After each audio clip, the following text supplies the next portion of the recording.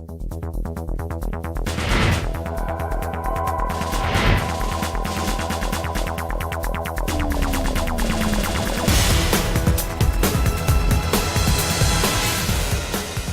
पर आपका स्वागत है। मैं हूं कुमार राजेश और आज आपकी खास मुलाकात एक ऐसे प्रकांड विद्वान से होने वाली है जिनके पास इतनी डिग्रियां हैं, इतने ज्ञान हैं कि शायद एक व्यक्ति में उतने ज्ञान समा जाए तो आपको विश्वास न हो। जी हां, BSc engineering, diploma safety management, LLB, double MA, PhD वगैरह वगैरह। लेकिन सोने में सुगंध ये कि ये ज्ञानी व्यक्ति आज की तारीख में नीतीश कुमार मंत्रिमंडल के एक चमकते हुए सितारे भी हैं। जी हां, खास मुलाकात में आइए हम स्वागत करते हैं ग्रामीण कार्य मंत्री भीम सिंह जी का।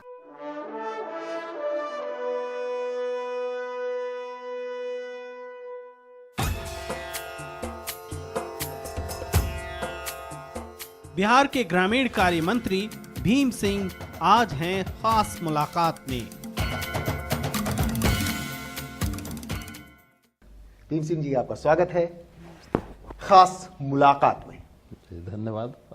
लेकिन आपके ज्ञान और विद्वता के बारे में बात करने से पहले ताजा तरीन खबर यह है कि आप हैं चमकते हुए सितारे नीतीश सरकार मंत्रिमंडल के, तो उसकी बात अगर सबसे पहले कर ले तो उचित होगा। तो जो नीतीश सरकार मंत्रिमंडल है, नीतीश जी की जो एक छवि है एकदम अच्छे लोगों से घिरे होने के, उनमें से आप एक हैं। लेकिन उसके साथ एक और सच्चाई है कि आप जो 3-4 अति पिछड़े वर्ग के मंत्रियों में से जिनको शामिल किया गया उनमें से आप एक हैं। तो ये अति पिछड़ों की राजनीति क्या है और इसका कितना योगदान है नीतीश जी की सफलता में आपके मुताबिक, आपके स्तंभ के रूप में?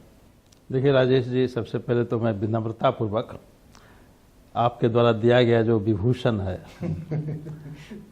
कि ज्ञानी, इससे मैं इनकार करता हूँ। ज्ञानी मैं नहीं हूँ, मैं एक सतत सीखने का लालायित व्यक्ति हूँ और इसी के कारण से कई डिग्रियां मैंने ली है। तो मैं हमेशा अपने को विद्यार्थी मानता हूँ और वो डिग्रियां हैं। लेकिन अब ज्ञान है कि नहीं वो तो दूसरे लोग जज करेंगे। लेकिन बहुत धन्यवाद आपको कि आपने मेरा शैक्षणिक योग्यता को कहा। और श्री नीतीश कुमार जी के राजनीतिक विजय में ऐसे तो बिहार के संपूर्ण समाज का योगदान है, सभी वर्गों का, क्या हिंदू, क्या मुसलमान, क्या ऊंची जाति के लोग, क्या न्यून जाति के लोग, सभी वर्गों का, सभी धर्मों का योगदान है। लेकिन खास तौर पर जिसकी आप चर्चा आपने की, अति पिछड़े वर्ग की खास तौर पर योगदान है। और उसका कारण है कि श्री नीतीश कुमार जी ने लगातार इस वर्ग के बारे में, इन जातियों के बारे में लगातार आवाज़ उठाने का काम किया। जब वो विपक्ष में भी थे, जब वो एक मामूली एमएलए हुआ करते थे, एक साधारण एमएलए, जब एमपी हुआ करते तब से ही वो उठाते थे। और जब मौका मिला उनको कार्य करने का तो अति पिछड़ों को उन्होंने एक राजनीतिक रूप से सशक्त वर्ग के रूप में परिणत करने का काम किया है। तो वोट में भी परिणत हुआ है। जी, तो वोट में परिणत हुआ है। आपने कहा कि सबसे महत्वपूर्ण योगदानों में है, लेकिन मंत्रियों की संख्या गिनी जाए तो केवल 4 मंत्री हैं 30 में से।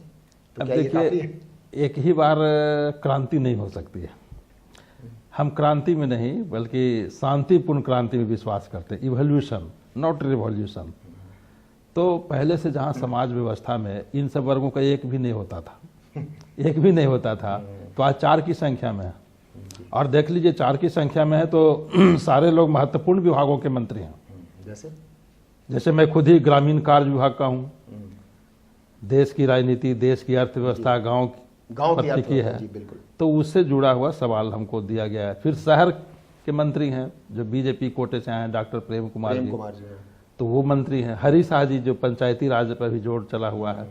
भवन मंत्री, निर्माण करने का एक तरह से हम ही लोग पर, और हम लोग में शिल्पकार जातियां भी रही हैं। जी नहीं, बहुत तो हम लोग तो आपने कहा जैसे 4 मंत्री फिलहाल ठीक है। नीतीश जी ने एक और काम किया था, दर्शकों को अगर शायद याद हो, पंचायती निकायों में 20% आरक्षण अति पिछड़ों का इंतजाम किया था नीतीश जी के नेतृत्व में उनकी सरकार ने। क्या वो एक कारण था जिसके कारण आपने राष्ट्रीय जनता दल को टाटा बाय बाय कर दिया और जनता दल यूनाइटेड ज्वाइन कर लिया 2009 में? कई कारणों में से एक कारण यह भी है, कई कारणों में से कई कारण थे जिन उद्देश्यों के साथ, जिस नीतियों के साथ राष्ट्रीय जनता दल का गठन हुआ था उससे वे भटक रहे थे। और जिस समय मैं राष्ट्रीय जनता दल छोड़ा तो मैंने लालू प्रसाद को गाली नहीं दी है। मैं व्यक्तिगत तौर पर उनका आभार प्रकट किया कि हमको एमएलसी उन्होंने बनाया, लेकिन मेरे समक्ष यक्ष प्रश्न था कि मैं अपने एहसान तले दबा हुआ बिहार के अवरोध की राजनीति करता के रूप में सहायक बनूं कि बिहार के विकास की राजनीति में सहायक बनूं। तो ये धर्म द्वंद्व था। तो मैंने निर्णय लिया कि मैं धन्यवाद दूं व्यक्तिगत तौर पर उनको कि आपने मुझे अवसर दिया सदस्य के रूप में, लेकिन मैंने सोचा कि व्यक्तिगत सवाल से राजनीति नहीं होनी चाहिए, सवाल राज्य का, समाज का है। और नीतीश कुमार जी ने राज्य का काया पलट प्रारंभ कर दिया था, बहुत दूर तक राज्य चला गया और हमें विश्वास ही पहले से भी रहा है, इनके साथ में पहले से काम करता रहा। और जब अति पिछड़ों को 20% आरक्षण दिया और इस आरक्षण व्यवस्था का राष्ट्रीय जनता दल ने विरोध किया, तब तो ये तो नाकाबिले बर्दाश्त हो गया और अब उसे बना रहना एकदम पाप होता।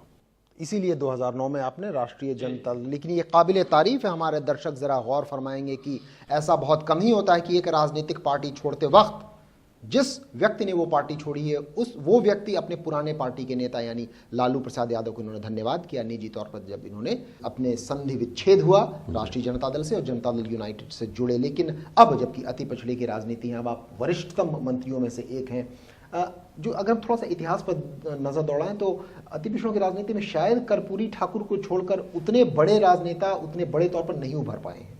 इसका कोई खास कारण बिहार की राजनीतिक संदर्भ में? नहीं, बिल्कुल कारण है सामाजिक कारण। समाज व्यवस्था जो अपने हिंदुस्तान की रही उसे आप सभी अवगत है। मैं उसका बहुत विश्लेषण करके दर्शकों का मूड तीता या मैंने थोड़ा सा खट्टा नहीं करना चाहूँगा। तो जो समाज व्यवस्था रही है जिसको मनुवाद के रूप में भी लोग कहते हैं, तो उसमें ये सब जातियां निम्न वर्ग में थीं, उनको बहुत समाज व्यवस्था में आगे आने का अवसर नहीं मिला और कालांतर में इतनी पिछड़ गई कि वे एक सशक्त ग्रुप के रूप में संगठित भी नहीं हो पाई। तो शिक्षा से, संपत्ति से, सत्ता से, सभी सम्मान से भी वो अपना विमुख हो गई थी।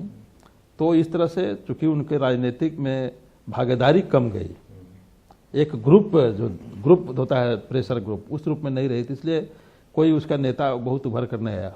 जहाँ तक जननायक कर्पूरी ठाकुर जी की बात है, वे सिर्फ इसी वर्ग के नेता के रूप में वो आगे नहीं आए, वो तो पूरे बिहार के नेता थे और पहले पूरे बिहार से आप समझ ले कि स्वतंत्रता आंदोलन की उपज थे। बिल्कुल 1942 में उन्होंने बहुत भाग लिया, 1942 के क्रांति में भाग लिया। तो एक स्वतंत्रता आंदोलन की जो चली आ रही थी बहुत बड़ी परंपरा, गौरवशाली परंपरा, उस कड़ी के थे। लेकिन आज के दिनों में तो स्थिति है, यानी किसी भी समाज का विकास नीचे से लेकर ऊपर तक, संपन्न वर्ग से लेकर दरिद्र वर्ग तक, सबका अगर योगदान नहीं हो तो समाज, राज्य या राष्ट्र प्रगति नहीं कर सकता। और सबसे चौंकाने वाली बात अगर हम अपने दर्शकों को बताएं भीम सिंह जी के बारे में, तो अति दरिद्र, गरीबों में भी सबसे गरीब परिवार, भूमिहीन परिवार से आते हैं भीम सिंह जी। कैसे उस बिल्कुल समाज के सबसे निचले वर्ग में जन्म लिए भीम सिंह जी आज समाज के सबसे ऊंचे वर्ग यानी नीतीश कुमार मंत्रिमंडल के चमकते हुए सितारे हैं। इस बिल्कुल जमीनी निम्न वर्ग से लेकर के आसमानी ऊंचाइयों तक के छूने की पूरी दास्तान हम बारी बारी से आपको बताएंगे, लेकिन खास मुलाकात में इस छोटे से ब्रेक के बाद।